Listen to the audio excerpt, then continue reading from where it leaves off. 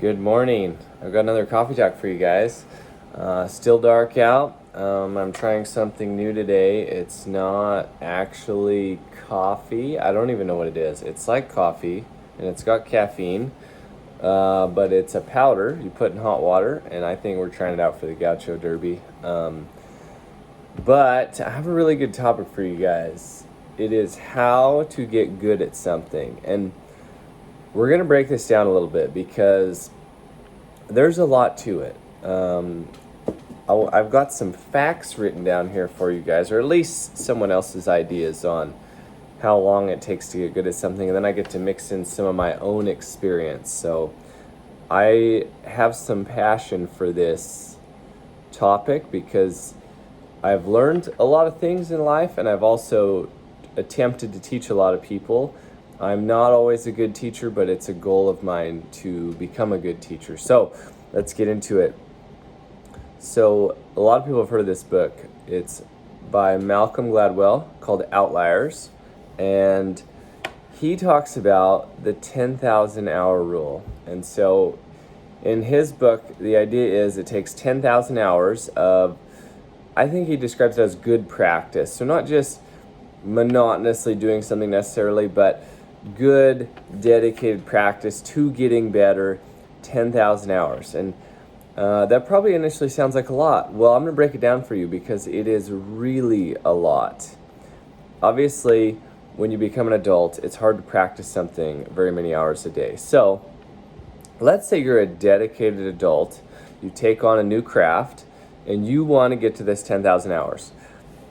If you do an hour a day, which is pretty good for an adult, because that means weekends, holidays, you're averaging an hour every day. It's going to take you over 27 years to get to 10,000 hours. That's a lot. That's a lot of years. Let's say you put in 2 hours a day. That's real dedicated, and you have a lot of time. Might not have kids. If you're putting in 2 hours a day of dedicated, concentrated practice time over 13 and a half years, let's say you do nothing but dedicate yourself to your craft, and you do 8 hours a day. That's still almost 3.5 years. And like I said, that's no days off. Even if you take weekends and holidays off, that number is going to change quite a bit. So it brings up a few important things, like it helps to be a kid, not have responsibilities. I used to rope the dummy on average 3 to 4 hours a day when I did it. So I might take some days off. I didn't take a lot of days off because I wanted to do that. So I'd rope the dummy 3 to 4 hours a day. When I was a golfer, I worked nights and I tried to be a golfer. I would hit golf balls in average probably around 4 hours a day. Yeah, and that was probably 6 days a week, about 4 hours a day. And I got good. I did not get amazing. But there's a couple things I want to point out here. 10,000 hours is a lot. So as I've done some research into it and thought about it over the years, so this is other people's thoughts on it too. 10,000 hours is actually top tier and level. You are likely among the best in the world if you've put in 10,000 hours. Another guy did a study, and I think it was about musicians, and it was he had these levels, and so if someone had done 5,000 hours, they were at a certain level, and 8,000 hours a certain level, and then when they reached 10,000 hours, they were likely a famous musician. So I think around 6,000 hours, they were a street musician. They would play on the street and make a little money. But it points out that as you're going along, a certain number of hours might get you to a certain level. So some people might be thinking, man, those numbers might make you want to quit something, because you think, if it takes that many hours to get good, and that many hours is that many years, well, maybe I don't want to do that. So I found another guy who I don't know if he did a study, and I actually didn't even look up his name. I should have for this. But I use his example a lot because I think he's pretty close to being right on with it. 10,000 hours is being best, let's call it one of the best in the world. So how many hours does it take to have fun at something new? This guy did some research and he decided it's 20 hours. 20 hours to get to a level of having fun with something new.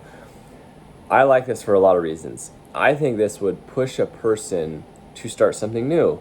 And it also lets you know, hey, let yourself suck for 20 hours. Like, put in 20 hours. If you do it every day, that's 3 weeks. If you do an hour a week, that's 20 weeks. It's not a half a year, but that's a good bit of time. And I also believe if you're only doing an hour a week, it's probably going to take you twice as many. It's probably going to take you 40 hours if you're only doing an hour. It's probably too much time between each practice session. So that's going to slow your progress as well. Like, concentrated effort normally pays better than, I should say, results are better. Like, I use the term pays better, but it yields better results when you concentrate that effort into a shorter time frame when you're trying to improve your skill set. So 20 hours, and let's say you want to get better at bowling or basketball. Say you want to play basketball because your kid likes it, or you want to play with your buddies on a rec center league or whatever. I like this rule because it's attainable. It's like, bam, 20 hours. I could do that. I could do that in a week. Like, I could put the time in. I could put in, 2-3 hours a day. I could put in 4 hours on the weekend. And this is a rough guide. Like, maybe it's 30, maybe it's 12, maybe if you're learning crocheting, it's not as many hours as if you're trying to be a better horseman. And initially I thought, man, 20 hours, that doesn't work for horses. Like, that's not. And then I thought, you know what, but that's just to the point of having fun. And I thought, if you knew nothing at the first hour and you got 20 hours of lessons, you would know quite a bit. Like, you're showing up saying, show me how to halter a horse, show me how to catch a horse, show me how to lead a horse, show me how to lunge a horse, and someone's there showing you each of these. At hour 20, like, you probably could, have a lot more unsupervised time with horses and get along and have fun. So the reason I bring this up today is because 20 hours should motivate you to try new things. That should make you say, 20 hours, like, for one, let yourself suck for those 20 hours and don't quit. Put in the effort. And for two, like, you could try several new things. Guitar, welding, woodworking. There's so many people out there teaching little classes now.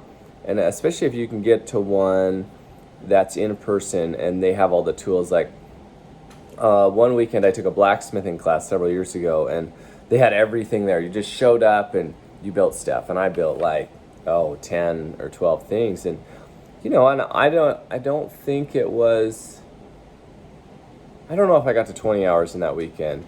But if you think about it, and you go to a Friday, Saturday, Sunday thing, and it's 8 hours a day, that's 24 hours. Like, in a weekend, you can get pretty far with something in terms of knowledge and skill. So that was awesome, and I still have some of those skills that I learned there. And I made knives, and I made a key rack, and I made a snake out of a rasp. I made some tongs, which was pretty cool. So there are those classes you can go to, and some of them might even get you there in a single week, weekend, month. Maybe it's one a week for a month or something. But remember, like, having that expertise, that coach there to help you, very helpful. Another thing with this 10,000 hour rule, I don't necessarily think every hour has to be concentrated effort. I'm trying to get better. So in the beginning, when you're learning, you probably do need to hyper focus on a lot of what you're learning. There will be a time when you're putting in hours. Like, you're literally just putting in hours, because your growth is going to go and plateau and go and plateau. That's just the way growth generally works. So if you're not willing to put in the monotonous hours where it doesn't feel like anything's changing, you're not getting any better, you won't get to your next spike in progress. So you kind of have to be ready for plateaus and putting in hours. And that's why it's good to enjoy something. Like, even to this day, if I got the chance, I don't do it very often. One of my favorite things is going to a driving range and hitting balls and listening to music.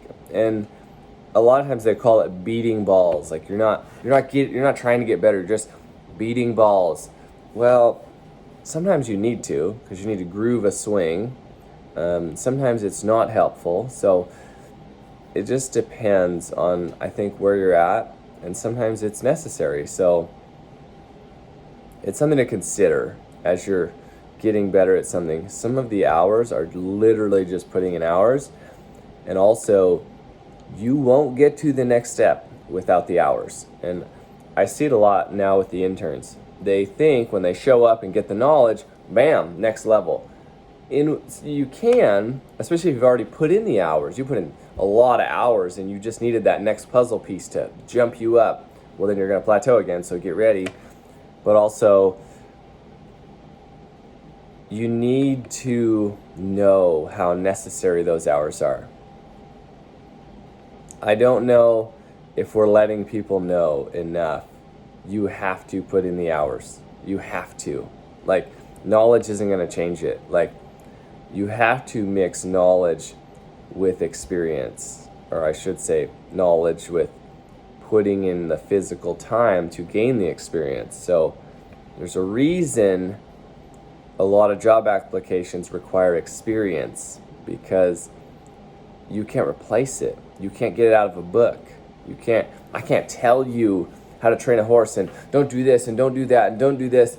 I've been held back more times by the don't do's than if I would have just read a book, got out there and trained on horses and made mistakes. Like, you got to make those mistakes. So anyways, just to wrap this up here, it's a lot of hours. If you want to be top, best in the world, even if you want to be the best in your county, it's a lot of hours.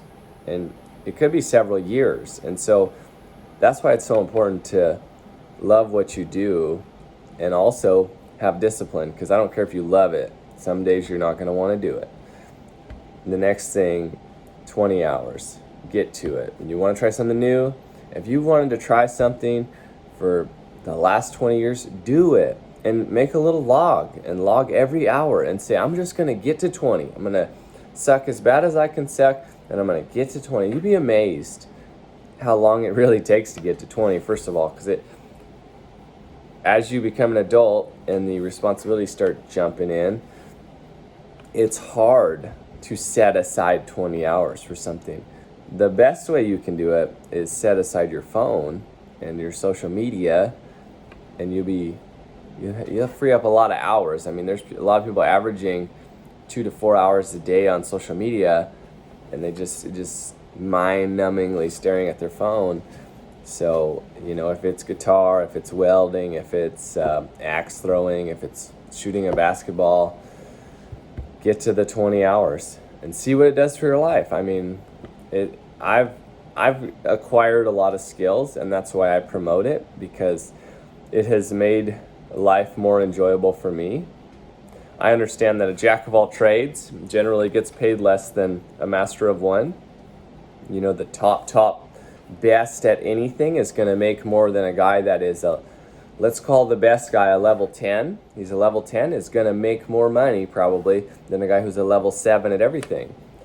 But I personally get a lot of enjoyment out of being that level 7, and I get that knowledge can transfer, and so my ideas sometimes go up because I've got different areas of life to pull from this knowledge and experience, where building a hinge might go into building an obstacle later. I've built my own hinges and latches, and sometimes the way my mind works in building those helps me in other areas. So I share this so that hopefully some of you guys acquire more skills to maybe it will help you live a more full and complete life like it has done for me.